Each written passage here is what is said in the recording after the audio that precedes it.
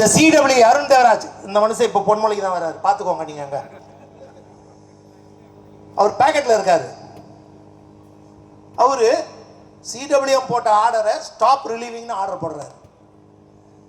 இன்னைய வரைக்கும் அந்த சிடபிள்யூஎம் லோக்கோ சொல்றாரு, கேரேஜ்ல திரும்ப ரிலீவோ அவ்வளவு பேர் நான் ரிலீவ் பண்றேன். சிடபிள்யூஎம் லோக்கோ டெப்டி சி எலக்ட்ரிக்கல் சொல்றாரு, எவ்வளவு கேரேஜ் மெக்கானிக்கல் ரிலீவோ அவ்வளவு பேர் நான் ஐஆர்டி ரிலீவ் பண்றேன். பொன்மலையில நீ எவ்வளவோ நான் அவ்வளவு ரிலீவ் பண்றேன். ஆனால் சிடபிள்யூ அருண் தேவராஜ் போட்ட ஆர்டர்ல அத்தனை பேரும் நிப்பாட்டப்பட்டார்கள். ஐஆர்டி தோழன் டிஆர்இ வந்தது, அதே சிடபிள்யூ அலுவலகத்தை முற்றுகையிட்டோம். ஏஜிஎம் ரூம் வாசல்ல உட்கார்ந்தோம்னா டிஆர்இஓ ஜிஎம் தலையிட்டாரு.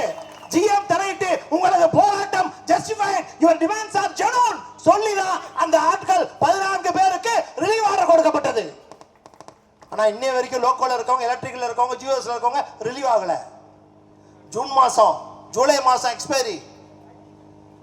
ஒரு அத்தாரிட்டி சிடபிள்யூஎம் ஒரு ஒர்க் ஷாப்புக்கு டார்கெட் ஃபிக்ஸ் பண்றவர் அவரு.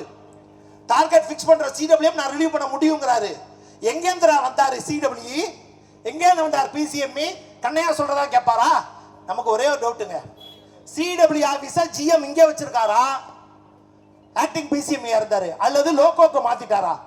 எப்ப பாரு லோகோல தான் பிசிஎம்இ சிடபிள்யூ இருக்கும்போது, பிசிஎம்இ இருக்கும்போது அவர் இருந்தார். யாரு? அருள் தேவராஜ் சார்.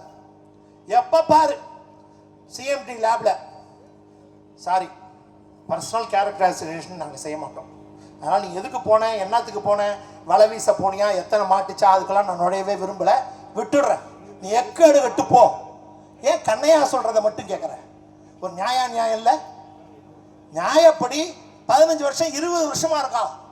எத்தனை IRD north Indian worker suicide பண்ணியிருக்கான்.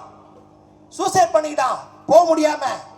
குழந்தை குட்டியை கொண்டு ரிலீவ் பண்ணி ஊர்ல சேர்த்துட்டான். இங்க சேர்க்கணும், திருப்பி ஃபீஸ் கட்டணும். ஃபீஸ் கட்டினா இங்க திருப்பி தரமாட்டேங்கிறான். கொஞ்சமா அதிகாரிகளுக்கு மனசாட்சி வேணாமா? என்ஓசி எக்ஸ்பயர் ஆகும்போது இப்ப போல 20 வருஷமா வேலை செய்யறான். எப்படா போய் சேருவான் அவன்?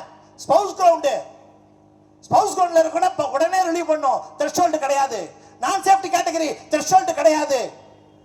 பெயிண்டர் என்னையா சேஃப்டி கேட்டகரியா? ட்ரிம்மர் என்ன சேஃப்டி கேட்டகரியா? டர்னர் என்ன சேஃப்டி கேட்டகரியா? என்னையா நியாயம் இது? ஒரு நியாயம் அக்கவுண்ட் ஸ்டாஃப் என்ன சேஃப்டி கேட்டகரியா? அக்கவுண்ட் ஸ்டாஃப் கூட அனுப்ப மாட்டேங்கிறேன். ஒரு நியாயம் இல்ல. எல்லாத்துக்கும் முட்டுக்கட்டை. ஏன்? ரேட் வரல, எனக்கு ரேட் வரல, ஆகவே அவன் ரிலீவ் ஆக கூடாது. எதுவுமே ரேட் இருந்தா ரிலீவ் ஆகணும், இல்லனா இல்ல. இதான் அவங்களுடைய ஏற்பாடு. தோழர்களே, இதை எதிர்த்து தான் போராடுறோம். கான்ட்ராக்ட் எதிர்த்து போராடுறோம்.